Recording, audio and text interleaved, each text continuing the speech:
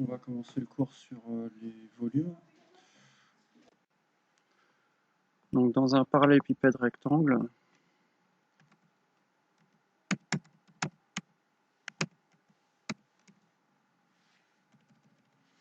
les 6 faces que vous avez dessinées juste à côté sont toutes des rectangles. C'est la définition d'un parallélépipède rectangle. En perspective cavalière, les rectangles sont représentés par des parallélogrammes. Quand vous regardez la figure de droite, donc mis à part le rectangle qui est en face, ici on a un parallélogramme, la face gauche de latérale gauche est un parallélogramme, la face du dessous aussi, et ainsi de suite.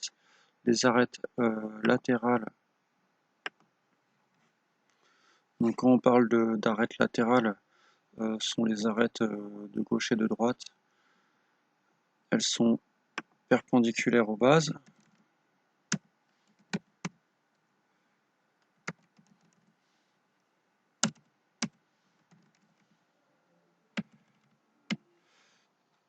Et puis celle-ci, on ne va pas compléter cette phrase-là parce qu'elle n'a pas vraiment de sens et elle risque d'embrouiller un petit peu tout le monde. Vous pouvez la barrer. Ensuite, on va parler maintenant du prisme droit. Alors dans le prisme droit, il faut comprendre juste que un prisme droit, c'est une figure, un polygone, oui, c'est un polygone à la base, à partir duquel vous montez verticalement pour former le même polygone en haut. Donc vos faces latérales sont toutes aussi des rectangles.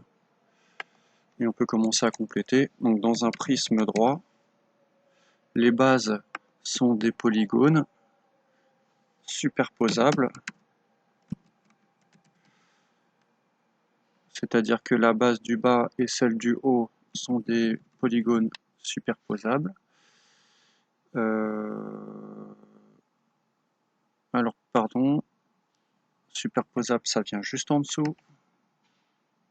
Non, c'est ça, c'est superposable ici. Pardon, je fais ça sans mon cahier à côté.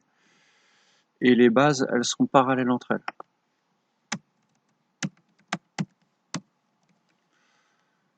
Parallèles entre elles. Les autres faces qui se nomment les faces latérales forment la surface latérale.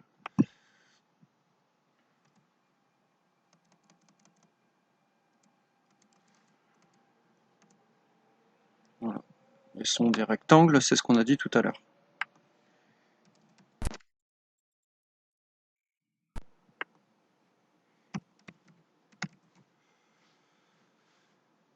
Et enfin, vous avez la définition d'un cylindre. Donc un cylindre est constitué d'un disque en bas, un disque en haut.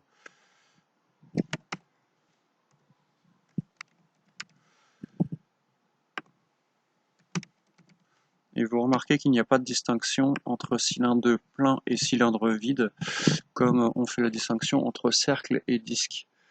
Donc les bases sont des disques et la surface latérale, du coup, c'est rien du tout en fait, puisqu'elle est recourbée. En fait, c'est un rectangle qui a été recourbé sur lui-même.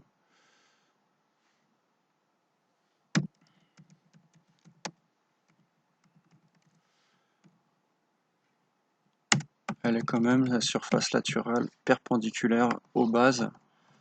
C'est-à-dire que le cylindre n'est pas penché. Voilà. Je fais un peu de mise en plage. Et le volume du cylindre se détermine par la formule l'aire de la base fois la hauteur.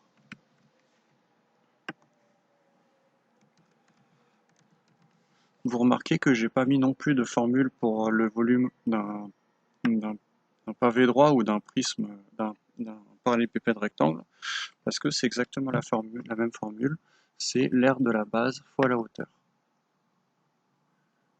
Vous encadrez la formule et on va passer aux exercices juste en dessous.